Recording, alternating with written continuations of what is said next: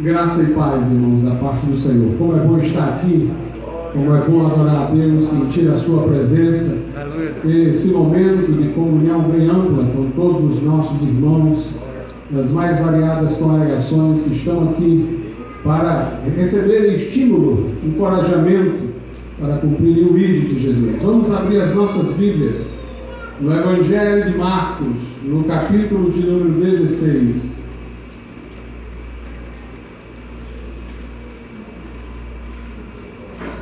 Evangelho de Marcos, capítulo 16, a partir do verso de número 15.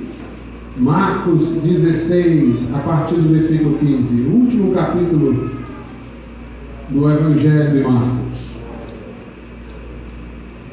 E disse-lhes: ide por todo o mundo, pregai o Evangelho a toda a criatura. Quem crê e for batizado será salvo, mas quem não crê será condenado. E estes sinais seguirão aos que crerem: em meu nome expulsarão os demônios, falarão novas línguas, pegarão em serpentes, e se beberem alguma coisa mortífera não lhes fará dano algum, e porão as mãos sobre os enfermos e sararão. Ora, o Senhor, depois de lhes ter falado, foi recebido no céu e assentou-se à direita de Deus. E eles, tendo partido, pregaram por todas as partes, cooperando com eles o Senhor e confirmando a palavra com os sinais que se seguiam. Amém. Podeis assentar.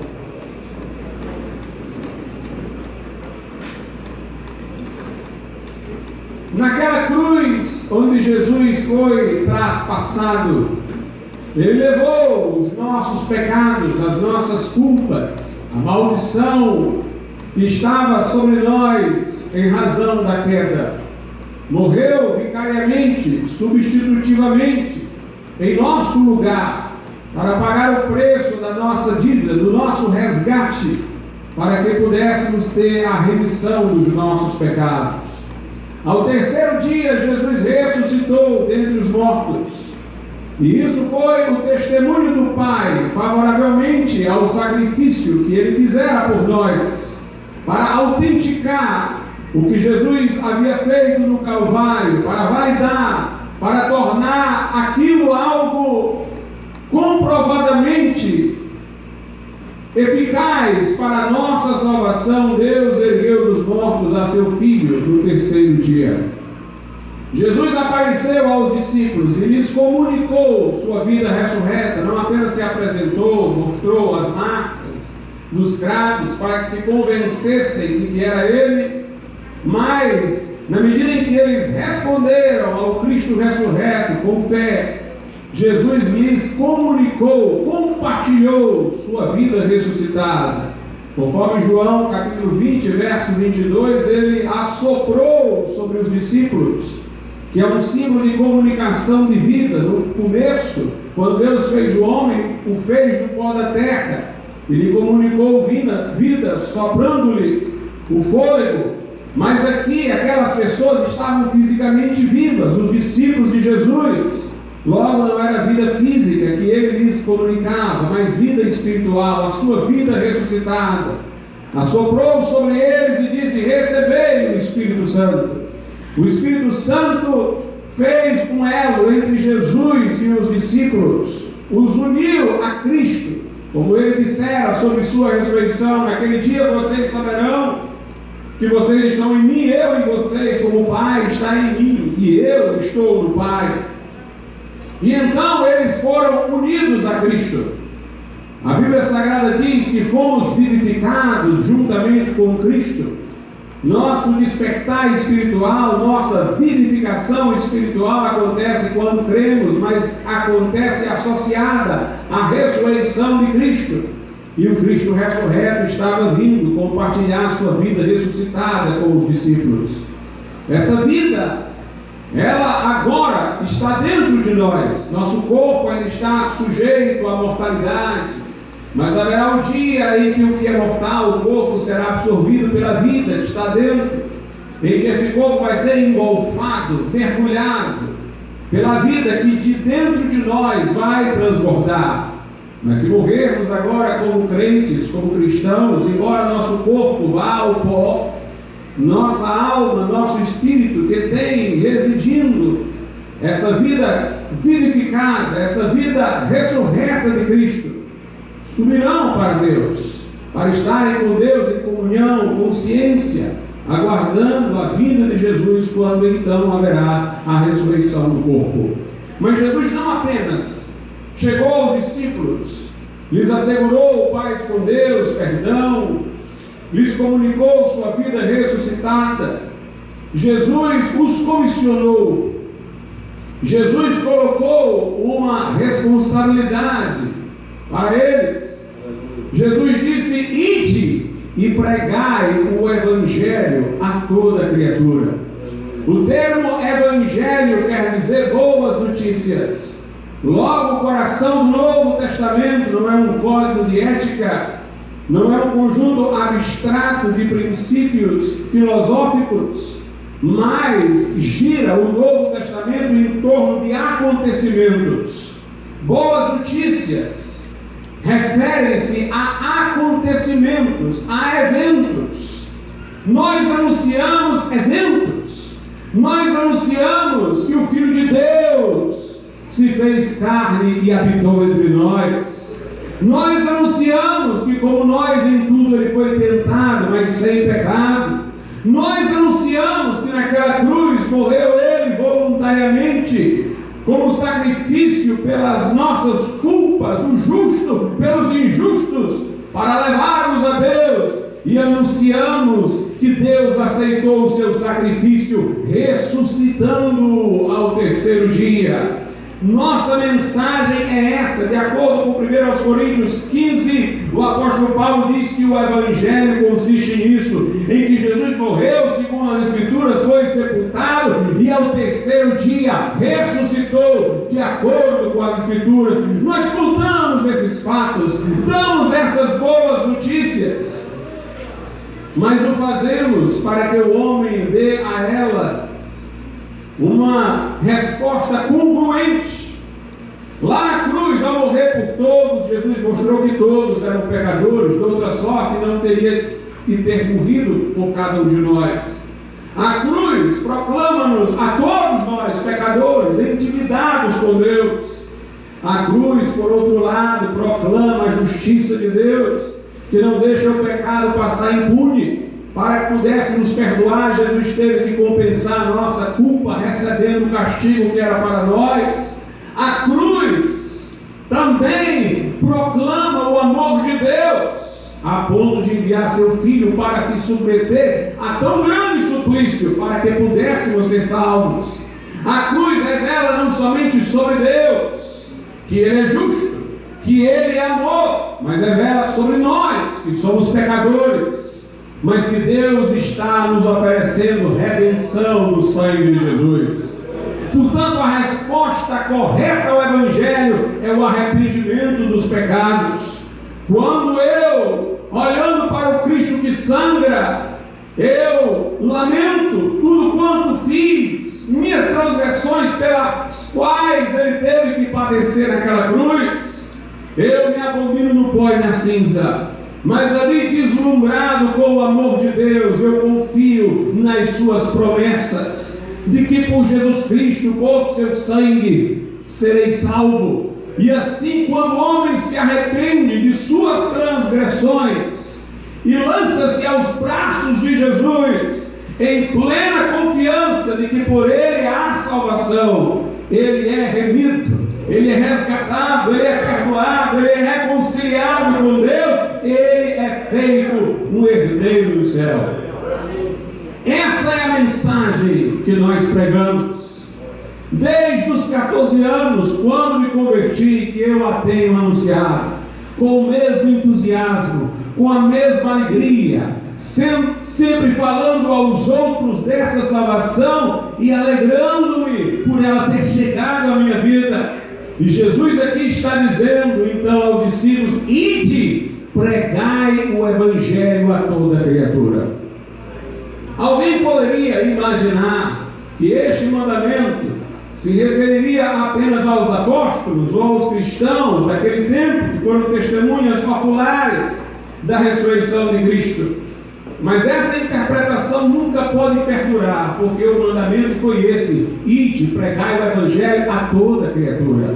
Nunca os apóstolos, em seu curto tempo de vida neste mundo, poderiam ter chegado a toda criatura, ou os discípulos daquela época, até mesmo porque depois deles vieram outras gerações, e a mensagem tinha que ser pregada, conforme aqui é dito, a toda criatura. Então esta ordem, esta grande comissão, não se restringia àquele tempo ou ao grupo circunscrito de apóstolos. Essa grande comissão diz respeito a todo crente, em todas as épocas, em todos os lugares, sob todas as circunstâncias. Você tem uma ordem expressa de Jesus para compartilhar as boas novas, para pregar o Evangelho a toda criatura. Mas Jesus não daria uma ordem tão difícil, não colocaria nos ombros de todos nós um fardo tão pesado, sem prover de igual modo uma capacitação especial para um desafio tão grande, para algo que pelos recursos humanos parece impossível. Então, ao mesmo tempo que ele dá a ordem, ele a faz acompanhar de uma promessa. Ele diz: ide por todo mundo, pregai o Evangelho a toda criatura, quem crê e for batizado será salvo, quem não crê será condenado. Mas então diz: e estes sinais seguirão aos que crerem. Em meu nome expulsarão os demônios, falarão novas línguas. E aqui, o que pode acontecer quando alguém está no campo missionário e alguém tenta envenenar, ou um animal tenta destruir o missionário: pegarão as serpentes, e se beberem alguma coisa mortífera estando lá na obra, não lhes fará dano algum, e porão as mãos sobre os enfermos e sararão. Portanto, há uma ordem sim, mas há uma promessa de capacitação. Uma das interpretações mais equivocadas desse texto é a de alguns que creem que, de fato, o ide de Jesus não restringia-se aos apóstolos ou ao povo daquela época, vale para todos nós. Mas essas mesmas pessoas dizem que esta outra parte, referente a esta promessa de milagres, de sinais, só foi para os dias apostólicos. Com base em que eu posso fazer essa divisão no texto? Se estes sinais foram só para os dias apostólicos, o ide foi só para os dias apostólicos. Se o ide é para os dias de hoje, essa promessa com respeito aos sinais também é para hoje. Porque Jesus deu uma ordem e fez acompanhar a ordem de uma promessa. São inseparáveis. Ou você crê que o ide diz respeito a você e a promessa de auxílio do alto também, ou então, se você não crê na contemporaneidade dos dons espirituais, também não acredite, para ser coerente, que o ide ainda está valendo, mas o ide está valendo porque é a toda criatura. E quando ele diz: esses sinais seguirão os que creem, a quem? A quem os sinais seguirão? Aqueles que creem, que vão pregar o Evangelho a toda criatura.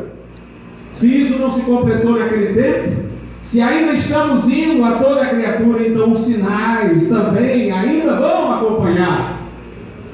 Marcos faz questão de dizer que, como Jesus o dissera, os sinais acompanharam para mostrar que Jesus é fiel.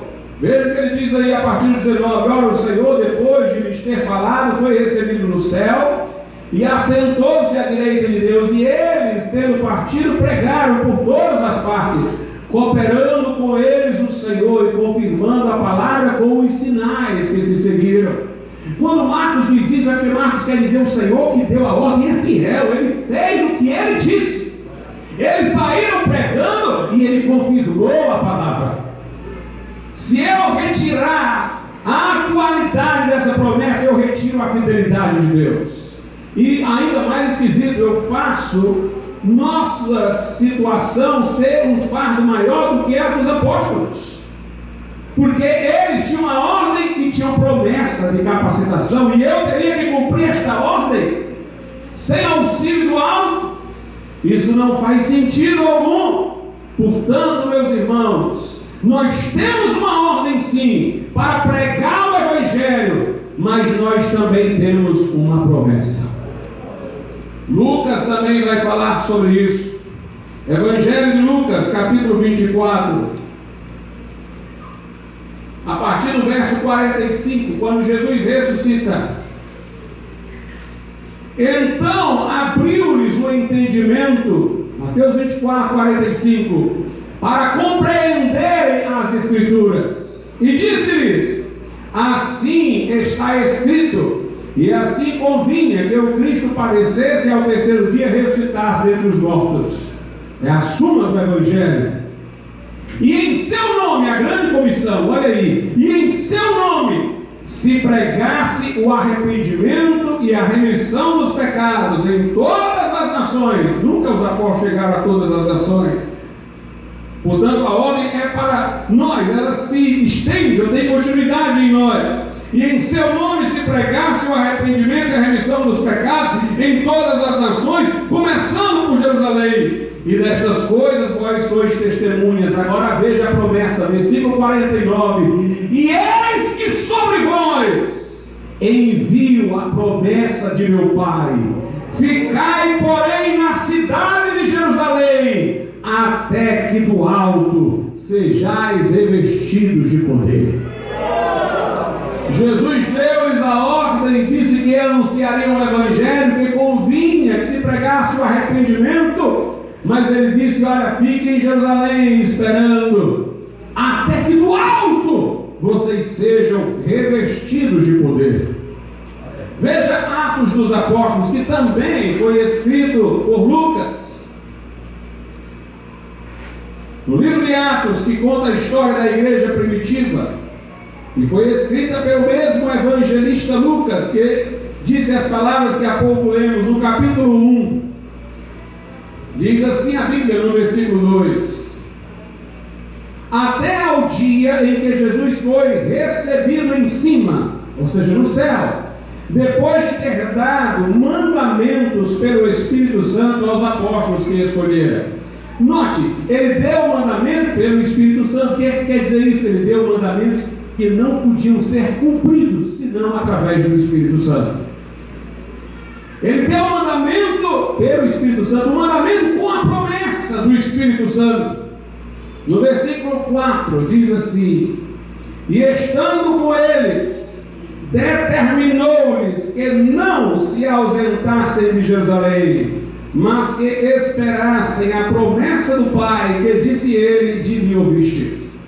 Jesus, quando ressuscitou, apareceu aos seus discípulos, conforme Atos 1, versículo de número 3, por um espaço de 40 dias. Lhes comunicou sua vida ressurreta, comungou com eles, deu-lhes instruções, deu-lhes ordem. E então Jesus subiu ao céu, mas antes de subir ao céu, ele disse: olha, quando eu me for, vocês não se ausentem de Jerusalém, onde eles estavam, mas esperem a promessa do Pai, a promessa de capacitação, a promessa de revestimento de poder. Mas esperem a promessa do Pai, que disse ele: que me ouvistes. Eu quero que nós nos detenhamos em algumas coisas importantes aqui. Jesus disse: não se ausentem de Jerusalém, esperem a promessa.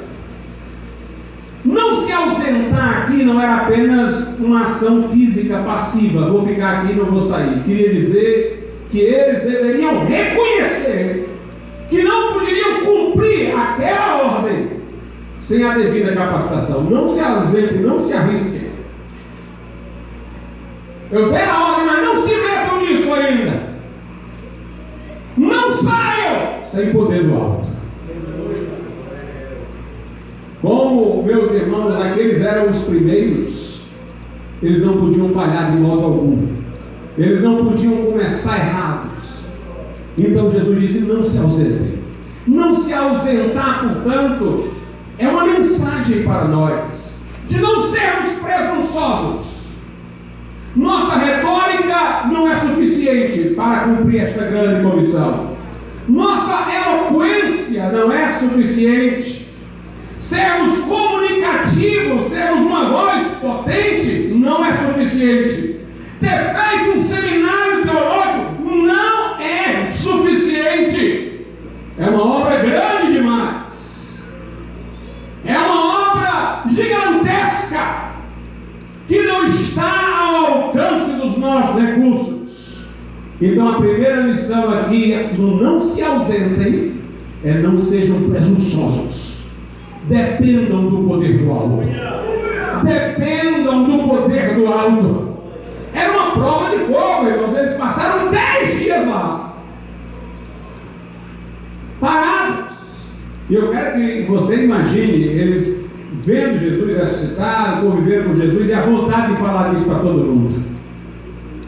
Mas tiveram que passar 10 dias enclausurados para aprender que eles não poderiam se estripar no próprio entendimento, confiar nos próprios recursos, mas depender do poder de Deus. Agora veja como é que foi a ordem. Estando com eles, determinou-lhes que não se ausentassem de Jerusalém, mas que esperassem a promessa do Pai, que disse ele: de mim ouvistes. Esse esperar aqui não pode ser um esperar, irmãos, sem fazer nada não, esperar parado. Porque se fosse, não precisava nem ser dito: não se ausentem, já dizia.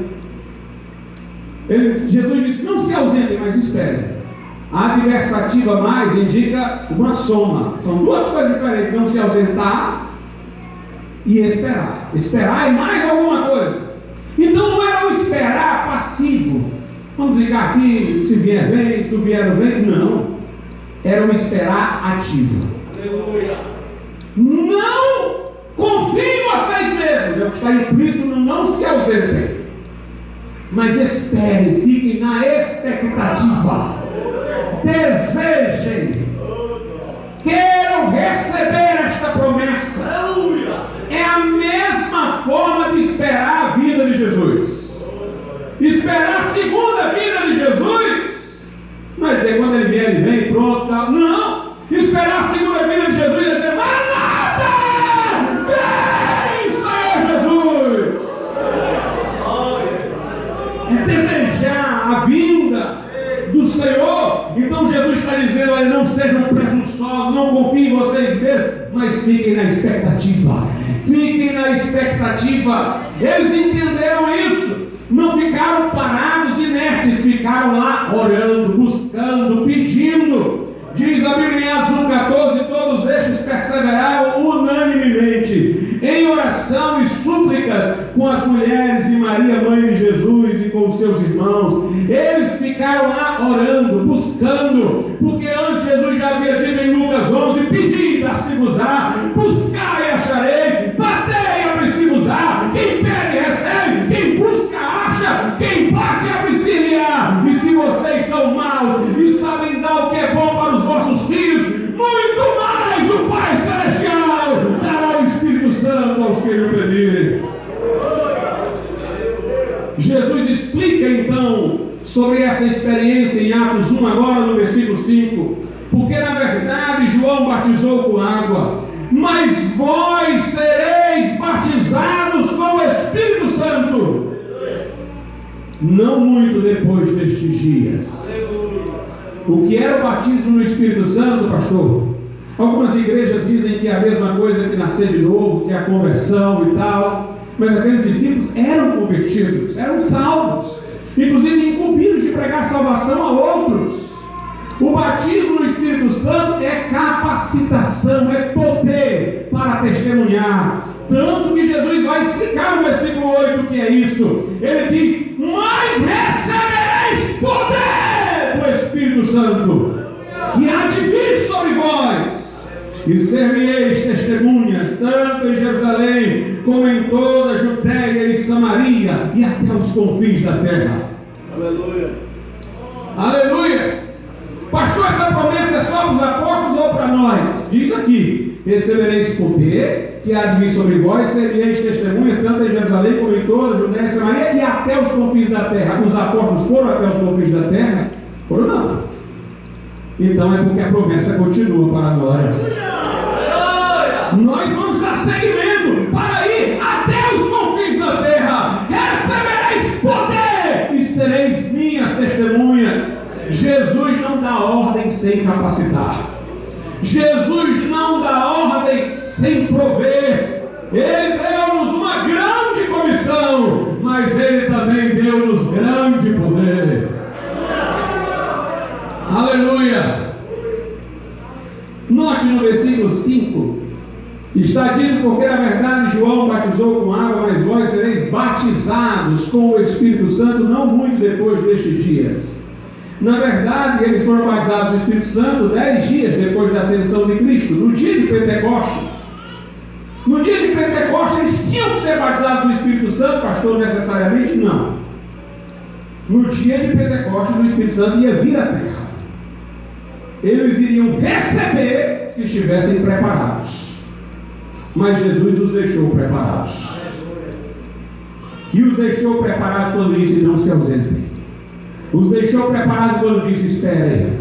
Eles mostraram-se em preparação quando estiveram orando. Por isso Jesus não disse: vai ser daqui a 10 dias. Porque não era fatalista: daqui a 10 dias tem que ser, vai descer e vocês vão ser. Não, ele disse: não muito depois desses dias. Para deixar em aberto. Jesus sabia, porque conhecia o coração deles, que 10 dias depois, que seria o dia de Pentecostes, eles estariam preparados. Mas se Jesus tivesse vindo daqui a 10 dias, então independeria deles estarem preparados. Aí Jesus disse: será daqui a alguns dias, não muito depois desses dias. Ele sabia, mas não disse, porque os quis manter na expectativa. Igual a segunda vinda de Jesus, o arrebatamento, nós não sabemos o dia nem a hora, para a gente acordar todo dia de manhã e pensar: pode ser hoje. Jesus os manteve assim, na expectativa. Pastor, de onde é que nós inferimos que eles então ficaram preparados? Primeiro, em Atos 1,14 diz: todos estes perseveravam unanimemente em oração. Ou seja, eles tinham um só coração quando oravam. Então todos eles já tinham reconhecido sua incapacidade de cumprir o ID. Todos eles estavam comprometidos em cumprir o ID, e todos eles estavam desejosos dessa experiência. De outra sorte, não haveria unanimidade. Tem um ditado popular que diz assim: toda unanimidade é burra. Eu concordo, se é a unanimidade dos homens. Os homens não conseguem unanimidade, porque o pecado não unifica, dispersa. Por isso que a porta do céu é estreita, só tem um jeito de ir para lá, é Jesus. Mas a porta do inferno é larga, tem 1001 maneiras de ir para o inferno. Os pecadores são craques em inventar pecados. Eles nunca são absolutamente consensuais, porque eles têm um coração disperso. Ora é esse pecado, ora é aquele. Eles nunca conseguem encontrar unanimidade. Quando conseguem encontrar alguma unanimidade, deve ser burra mesmo. Mas o crente consegue unanimidade no Espírito de Deus. Aleluia. Jesus disse: onde estiverem 2 ou 3 reunidos em meu nome, aí é a nossa unidade, a submissão a Cristo. Reunir-se em nome de Jesus não é reunir-se só dizendo o nome de Jesus, não, como se fosse uma fórmula litúrgica. Reunir-se em nome de Jesus é reunir-se para a pessoa de Jesus. Estamos reunidos não para nós. Não é o pregador que quer receber os aplausos, não é o cantor que quer mostrar a sua voz. Todo mundo quer que Jesus seja glorificado. Isso é se reunir em nome de Jesus. Onde estiverem 2 ou 3 reunidos em meu nome, em torno dele, centrado nele, para ele. Não tem homem, não tem ambição, não tem ganância, não tem busca de glória humana. Só tem Jesus. Então tem unidade. Aí Jesus disse: aí estou eu no meu Deus, que uma massa está entre os 2 tijolos para poder emendar. Aí eu faço a união. A Bíblia diz assim, lá em Atos 2:1, e cumprindo-se o dia de Pentecostes, quando o fogo caiu, estavam todos concordemente no mesmo lugar. De onde é que veio essa concordância? Era em torno de que essa concordância? Era a concordância deles em cumprir o ID, era a concordância deles em reconhecerem sua incapacidade, era a concordância deles em buscar o batismo no Espírito Santo. Jesus deixou alguns dias para eles se ajustarem, sabendo que até antes do 10º dia, quando seria o Pentecostes, já teria chegado esse ajustamento, através da oração, através da obediência, em permanecer. Portanto, meus irmãos, o mesmo Cristo que deu a ordem fez a promessa, e então cumpriu-se. Versículo 2 de Atos 2: e de repente veio do céu um som como de um vento veemente e impetuoso, encheu toda a casa em que estavam assentados. Foram vistas por eles línguas repartidas como que de fogo, as quais pousaram sobre cada um deles, e todos foram cheios do Espírito Santo, e começaram a falar noutras línguas, conforme o Espírito lhes concedia que falassem. Mas eu tenho algumas coisas importantes para dizer aqui. Note, Jesus não foi logo falando a eles de batismo no Espírito Santo. Jesus foi falando para eles que eles tinham uma responsabilidade: pregar o Evangelho. Jesus nos fez sentir que a responsabilidade estava acima de suas forças, e só depois Jesus prometeu o poder. Meus irmãos, todo aquele que busca o batismo no Espírito Santo deve ser alguém que quer o batismo no Espírito Santo para pregar o Evangelho. Pastor, eu queria ser batizado no Espírito Santo para falar em línguas, então ele tem que organizar a sua vida. Ele está errado. O batismo no Espírito Santo é para capacitar para a obra. Eu queria tanto sentir uma emoção ali como o irmão sentiu. Não é para isso não. É para receber poder para fazer a obra de Deus. Aleluia! Tem muita gente aí buscando o batismo no Espírito Santo pelo motivo errado, fora de hora. Primeiro você tem que estar sem dormir de noite, pensando nas almas que estão indo para o inferno e na sua responsabilidade de pregar o Evangelho para elas. Então, antes de querer sentir um arrepio, meu irmão, antes de querer falar em línguas, é preciso chegar a ti a insônia. Você lembrar que tem vidas indo para o juízo, para o inferno, e você, com a ordem de pregar, você tem que sentir os seus limites, tem que sentir o peso para poder descobrir que não é nada, e sem o poder de Deus nada pode fazer. Aí chega a hora que a promessa faz sentido, e aí você vai buscar. Por isso, irmãos, antes de uma pessoa buscar o batismo no Espírito Santo, ela deveria fazer uma consagração da sua vida. Porque é nesta linha chamada de remissão incondicional. O crente deve chegar para Jesus: Jesus, olha, estou aqui disposto, entregue, minha vida é para te servir, para onde o Senhor mandar eu vou, aonde o Senhor quiser que eu vá, eu vou. Não é chegar para Jesus: Jesus, eu queria ser um grande pastor. Não. Seja o que Ele quiser, remissão incondicional, sem pôr condições. Se entregue para ser o que Ele quer que você seja. Aleluia. Entre a salvação e o batismo no Espírito Santo, deveria haver essa consagração, que é um momento de conscientização, onde você sabe da responsabilidade do limite, sua impotência, e você vai se consagrar: Senhor, eu quero ir, por isso me dá o batismo no Espírito Santo. Essa consagração de que falo, ela pode ser identificada em Romanos, capítulo de número 12. Romanos 12, a partir do verso 1. Rogo-vos, pois, irmãos, ele está falando com crentes, pela compaixão de Deus, a que os salvou, que apresenteis os vossos corpos. Apresentar aqui é parecido com um alistamento militar. Se apresentar para ser um soldado de Cristo. Não é apresentar o corpo morto, não. Você vai ver aqui que é o corpo vivo, é a vida agora, é a existência presente. Que apresentei os vossos corpos em sacrifício vivo.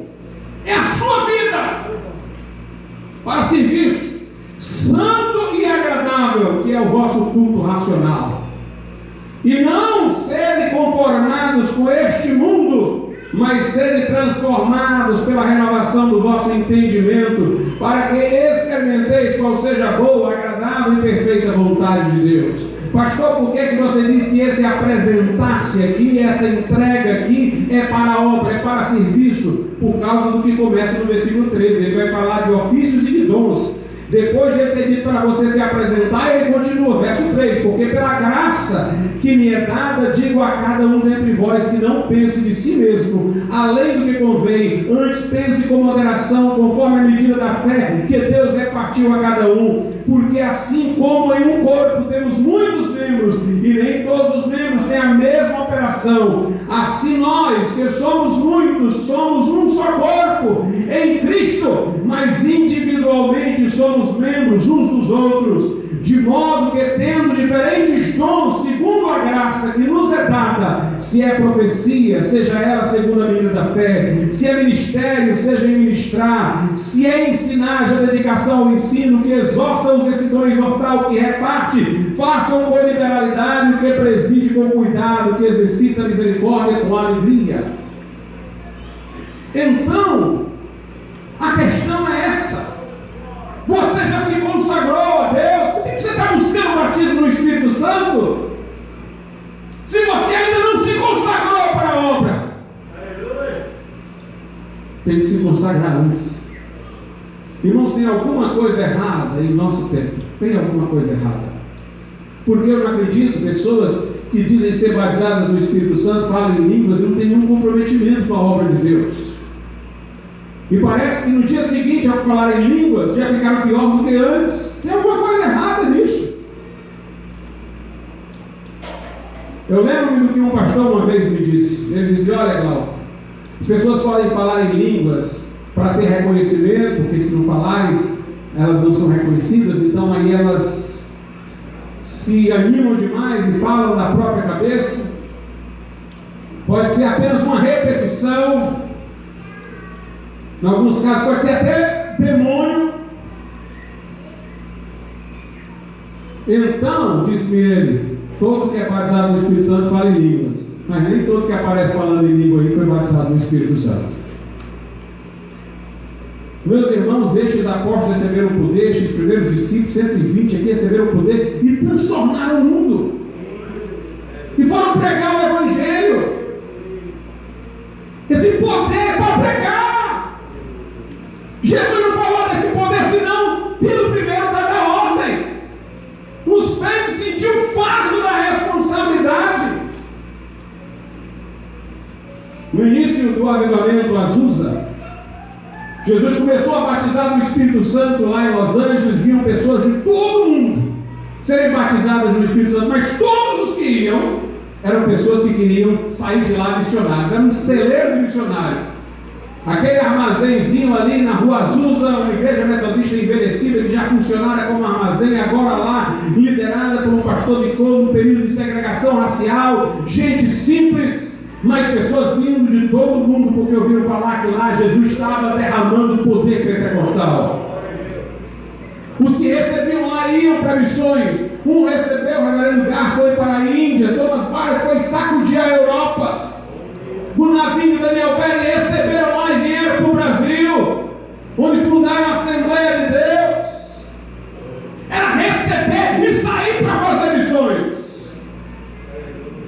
Mas aí, as notícias se espalhando, todo mundo ouvindo falar, lá naquele lugar tem gente falando em línguas. Muita gente começou a ir para lá, irmão, só para querer falar em línguas, não para receber poder e sair fazendo a obra. E o pastor Saylor, que era o pastor local, líder daquele movimento, ele começou a ficar insatisfeito. Ele disse: o avivamento está cessando, porque o povo está vindo pelo motivo errado. Ele disse: em lugar nenhum na Bíblia se manda orar para falar em línguas. Se manda orar pelo batismo do Espírito Santo, as línguas vêm junto. A Bíblia diz: procurar e profetizar. Com respeito às línguas, só diz: não proibais, porque vem junto. Ele disse que as pessoas estão obcecadas por falar em línguas. E meus irmãos, eu temo que às vezes nós caiamos nesse erro. Por isso que eu agora estou mudando a minha postura. Eu vou orar por uma pessoa para ser batizada no Espírito Santo, não faço questão de ficar lá com o ouvido atrás de saber se ela está falando em língua, não está falando em línguas, e só fala em nome de Jesus, vamos falar. Não, eu quero que ela receba poder. Eu quero que receba poder do alto, de verdade. Para mim, se ela falar em línguas, agora eu não vou me alegrar, não. Vamos esperar daqui a 3 dias, vamos ver o que vai acontecer. Porque eu quero ver resultado, irmãos. Eu quero ver resultado. Não adianta a gente enfatizar as línguas e as pessoas perderem o sentido do batismo no Espírito Santo e fogo, que é capacitar para a obra. O pastor Seymour disse as seguintes palavras, veja que palavras duras ele disse. Esse lá na Rua Azusa, no início do século XX. Onde quer que a doutrina do batismo no Espírito Santo apenas seja conhecida como evidência de falar em línguas, essa obra será uma porta aberta para bruxas, espiritualistas e licenciosidade sexual. Essa obra sofrerá porque todos os tipos de espíritos podem entrar. A palavra de Deus é dada a homens e mulheres santos, não aos demônios. Quando deixamos a palavra de Deus e começamos a buscar por sinais e vozes, acabamos no espiritismo. A palavra de Deus é a lei de Deus. O Espírito Santo veio nos dar poder para defender a palavra infalível e superar esses falsos espíritos. Então não fique obcecado por sinais. Estão cheios de igrejas pentecostais, irmãos, de nome, porque não tem santidade, não tem o poder do alto, tem o mundanismo.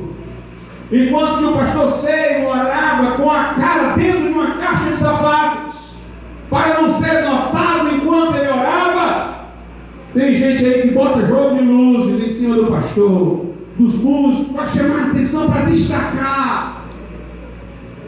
Uma busca de glória pessoal, uma autopromoção.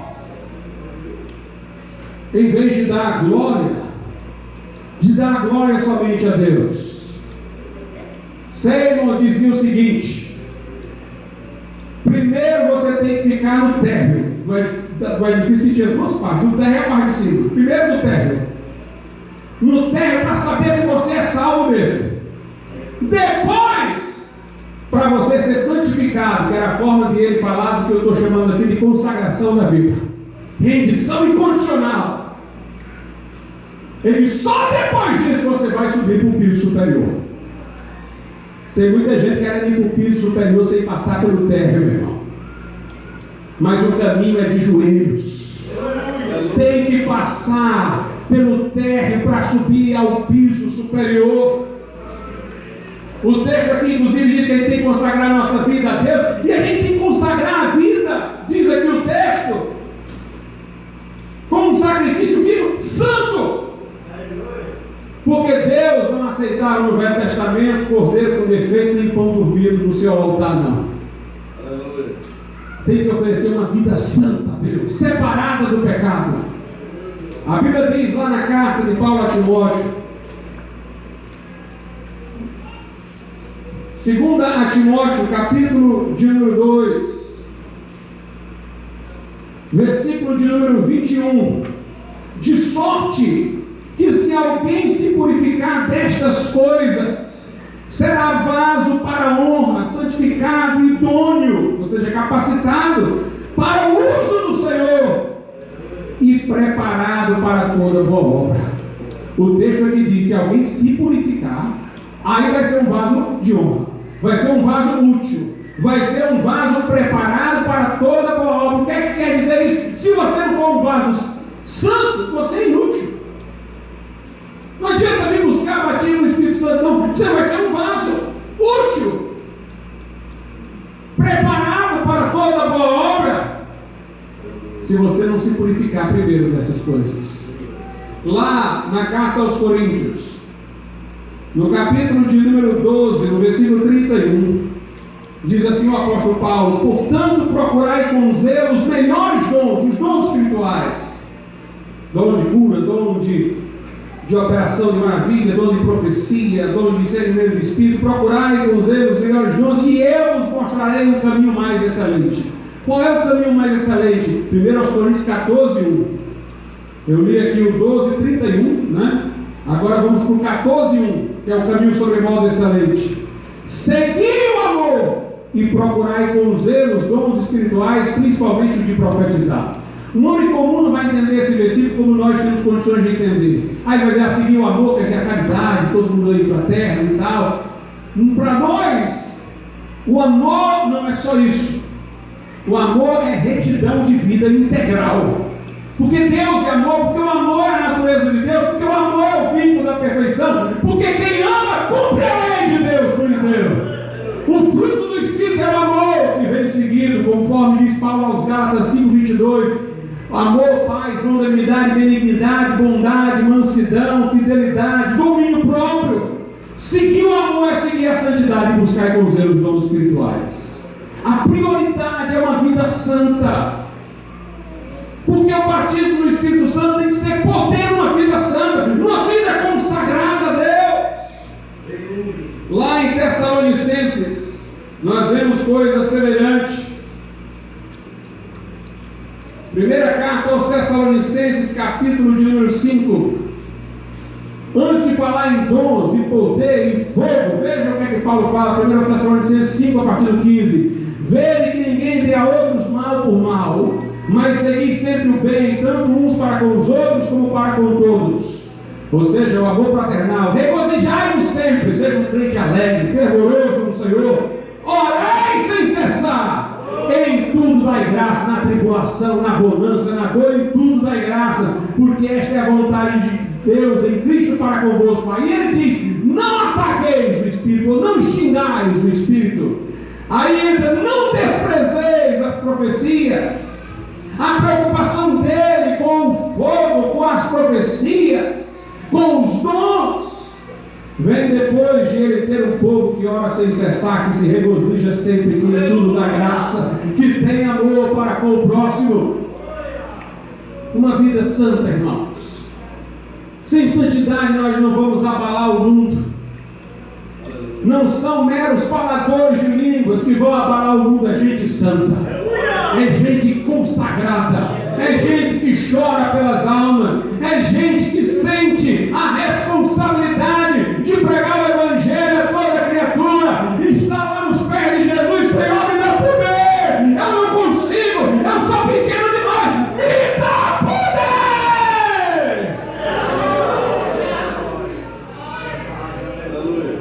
Aleluia. Delude foi batizado no Espírito Santo, mas antes já estava pregando e querendo ganhar almas. Já era um evangelista aguerrido, à procura de ganhar almas. E algumas senhoras metodistas, depois de um culto, disseram para ele: você prega muito bem, mas se for batizado no Espírito Santo é melhor. Ele ficou chateado com aquilo e disse: eu já labuto, já trabalho, você está me dizendo que me falta alguma coisa? Mas depois se quebrantou e reconheceu que aquelas mulheres tinham razão. Começou a buscar o batismo no Espírito Santo, e no meio da rua o fogo caiu na sua vida. Teve que procurar a casa de um amigo para lá orar e derramar sua alma diante de Deus. John Hinckley, John Hyde, conforme alguns pronunciam, que foi o missionário presbiteriano que foi para a Índia, o apóstolo da oração, o homem que orava, estava lá, deixou tudo, deixou um futuro promissor na sua terra natal para ir à Índia, um país estranho, para pregar o Evangelho, e colocaram no bolso dele: você precisa ser batizado no Espírito Santo. Ele ficou revoltado: como é que pode? Eu já estou dando a minha vida por isso. Alguém está dizendo que é preciso mais alguma coisa? Jogou o papel no lixeiro, mas depois foi lá, abriu o bilhete de novo. Será que eu preciso disso? Ele começou a sentir já o navio andando, sentiu o peso da responsabilidade, sentiu que os seus recursos eram escassos, começou a orar, e o fogo caiu na sua vida, e ele ganhou 100.000 almas para Jesus na Índia. Aleluia! Meus irmãos, batismo no Espírito Santo é para quem sente a responsabilidade, o peso e a sua incapacidade. E vai lá para Jesus, não porque ele quer falar em línguas, não porque ele quer todo mundo aplaudindo aí, foi passar o Espírito Santo, aí eu fui também. Não por isso. Ele não quer nem que ouça ele falando em línguas, se não tiver ninguém. Ele quer fogo. Ele quer poder. Pastor Mude fala que falou em línguas, não, mas eu deduzo que falou. Porque ele disse que procurou a casa de um homem que foi envergonhado pelo que estava acontecendo com ele. Devia estar falando em línguas. Charles Finney falou em línguas, ele disse que eu senti uns borbotões vindo assim pela minha garganta. Mas ele não fala expressamente que falou em línguas. Sabe por quê, irmãos? Porque aqueles homens não estavam interessados em dizer tudo o que aconteceu, o que é que falaram. Eles ficavam mais, era para eles com aquela experiência. O que eles queriam era poder. Era poder, é isso que eu estou dizendo. Nós estamos às vezes valorizando as línguas em si, por si, mas o que nós queremos é poder. O que eu quero é ver esse mundo abalado. O que eu quero é crente cheio do Espírito Santo. O que eu quero é crente cheio da unção, que não importa que ele cresça e eu diminua, não mais eu, mas Cristo. Eu não posso parar de falar daquilo que tenho visto e ouvido.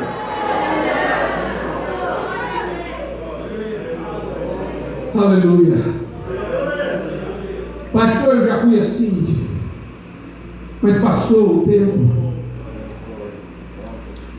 Você deve ter sido realmente batizado no Espírito Santo, mas você precisa voltar ao lugar de oração. Filha dizia: eu recebi, mas notei que se eu não ficasse de quando em quando me consagrando a Deus em oração, em jejum, buscando ao Senhor, aquilo ali não se renovava. Aleluia! Nós temos que voltar para o cenáculo, meu irmão. Foi isso que no começo a igreja primitiva fez. Pedro e João,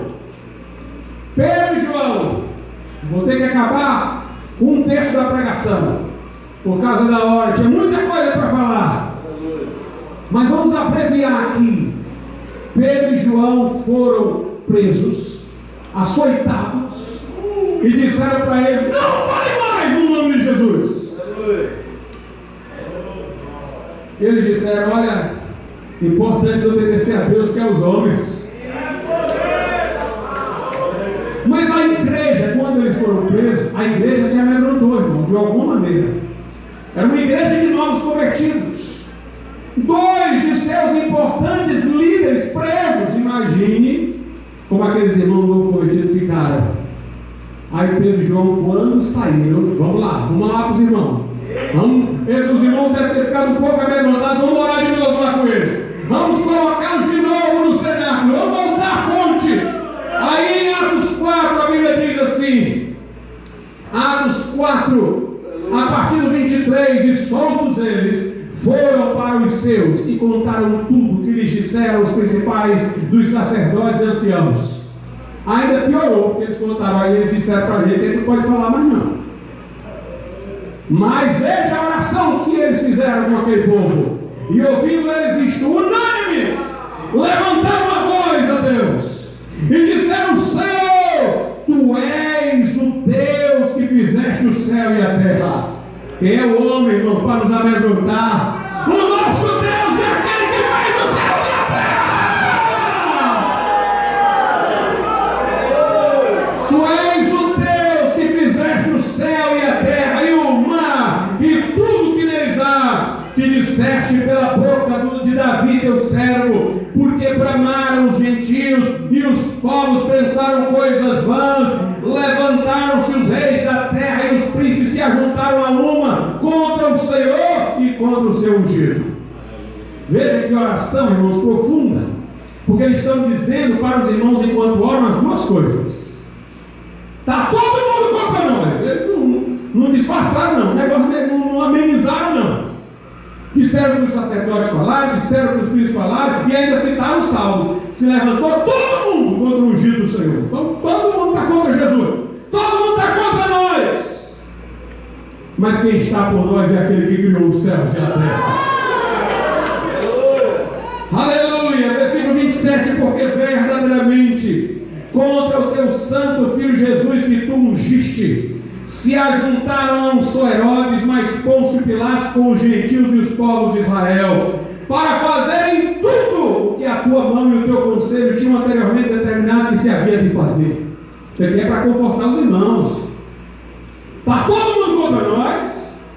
Jesus foi crucificado, levanta-se todo mundo contra Jesus, mas Deus está no comando, foi tudo do jeito que ele falou. Nada está fora do controle daquele que fez os céus e a terra.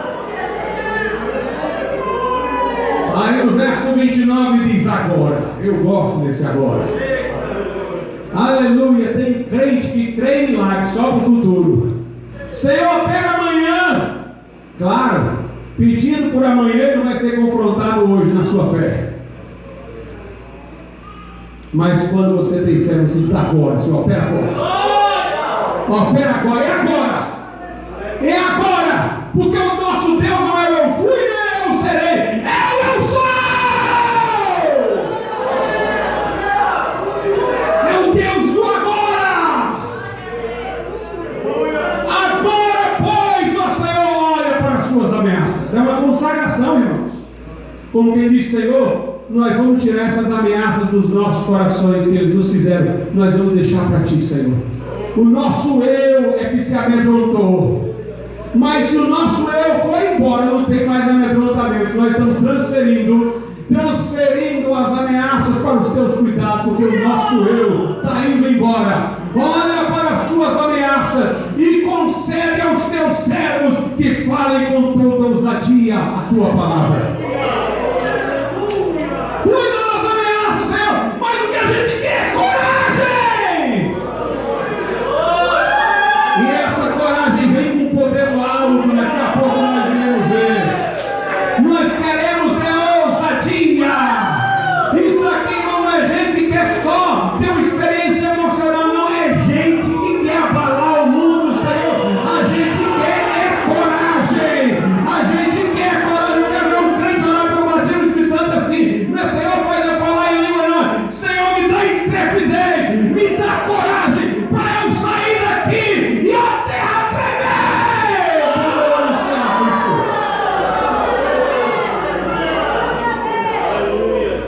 E concede aos teus servos que falem com toda ousadia a tua palavra, enquanto estendes a tua mão para curar.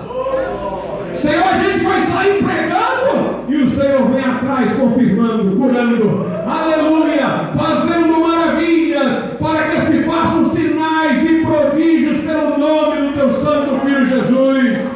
Aí vem a resposta: e tendo orado, moveu-se o lugar em que estavam reunidos.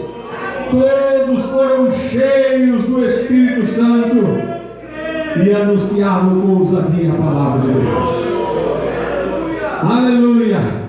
O mesmo Deus que viu o vento e fogo, o mesmo Deus que fez aquela casa tremer, está aqui. Aleluia! Jesus, como João viu no Apocalipse, está no meio dos candeeiros de ouro.